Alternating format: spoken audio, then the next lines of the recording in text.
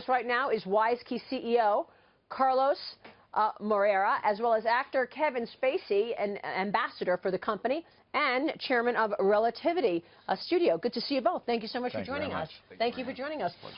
Kevin, I'm a huge fan of yours. Let me put that out there right now. Thank you. House of Cards is just off the chart, so we're happy that you're with us today. Well, you can feel secure with me. Well, that's what I want to get into, because you joined you're the ambassador now of this cybersecurity company WISeKey. First off, Carlos, tell us about WISeKey and what kind of business you're seeing given this new worry across the board of corporate America and across the world, really. So here we are talking about the fourth industrial revolution, the subject of Davos. WISeKey provides authentication and encryption to devices. So there are something like 50 billion devices to be connected to the internet. We started with watches in Switzerland, simple device that now connects to the internet.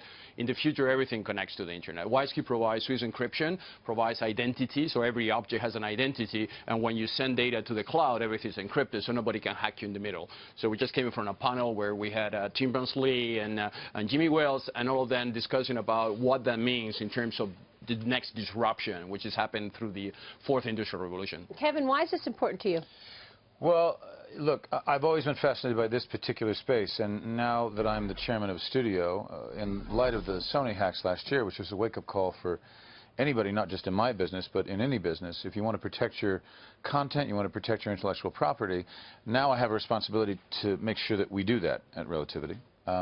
And, you know, I'm not an expert, but I came here partly to get a good seat at the table by being a part of WISeKey, but also to really listen, to try to learn, to ask a lot of questions about what can we do as things become more interconnected, and that, you know, with our phones we can turn our car on, we can turn our electricity on, we can do all these things, which means that people can then hack potentially into those devices to get to our other important information, and so it's one of the reasons why I wanted to partner with WISeKey. It's one of the issues that Tim Cook from Apple brought up just recently, and he said, look, you know, the government wants to snoop on communication they say that they want to track terrorists, and yet once there's a back door, there's a back door. So the bad actors can get in there. So I guess, Carlos, I ask you, how vulnerable are we? We are very vulnerable, especially with previous encryption, you know, because all those backdoors has been there for a while. Now this is going to be even more difficult if you don't authenticate the product. So now the new trend is to put security at the product level, not at the platform level. Anyone can hack the platform. But if you put at the product level and you connect that to blockchain, for instance, then you have a peer-to-peer interactions between products, and that is very difficult to hack because you have endless products to connect. And the implications are severe. I mean, you mentioned the Sony hack. That ruined people's lives. By seeing internal communication, by, you know, and how people were talking about people. So tell us about Relativity. Well, look, I don't think any of that was in the public interest.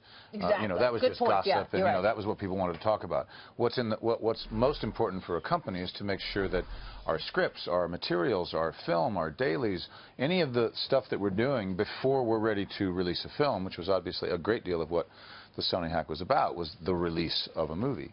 It cost them millions of dollars. Obviously, they haven't yet, I don't think, really done a complete internal investigation as to exactly what happened, and so hopefully we'll be able to learn things when they do make that public. But it is an issue that anybody faces, and people face it in their own personal lives, whether they're an individual or a corporation. I think we're going to all have to start thinking about how can we protect our information. How does your life change now, taking on the role of chairman of Relativity? How does the studio change? Congratulations on that. This is a whole new host of responsibilities for you. It's a new chapter in my life. I finished my 12 years at the Old Vic Theatre in London, which I was living there and running the theatre. So I have had some experience in terms of choosing material, choosing directors, choosing actors. I do understand what that's about. For my business partner, my producing partner, Dana Bernetti, who's run my film company, Trigger Street, for all these years, we're both now in a position where we get to greenlight films, we get to make those decisions, and it's an extraordinarily exciting opportunity for us to make movies that we want to get made. And you did that in your prior life, as you were just saying, in terms of looking at the cost side of things, because movies today,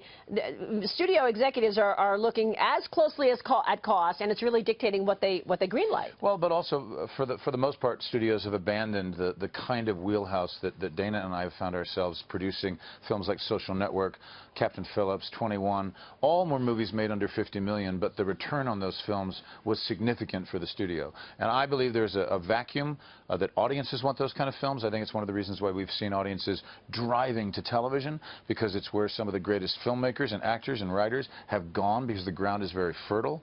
It's why we ended up doing House of Cards with Netflix, and I think so there is a place there where I think we can make the kind of movies that we want to make. Yeah, it's been a huge success. Carlos, when you talk about cost, this is one of the things that goes into decisions to up the ante in terms of cybersecurity. I was talking, I mentioned earlier, one major bank executive said, we'll spend $1 billion on cybersecurity. Is that what you're seeing in terms of corporate executive decisions right now? Yeah, after the last year attacks, people are taking those decisions. The next question is on where you're going to spend that money, because cybersecurity is very vast. I mean, it's not necessary by just buying software that you're going to solve cybersecurity. You have to have a different mentality. And actually, the fourth industrial revolution is a new way for CEOs to think, because a corporation can be attacked for so many different places, including, which is war specialization, from people's mobile phones. You know, if you don't protect your phone and you bring your phone to your organization, you are creating there a channel, which is unauthorized channel, to a hacker to hack the organization. Yeah, for sure. So you need that concept. Do you feel presidential?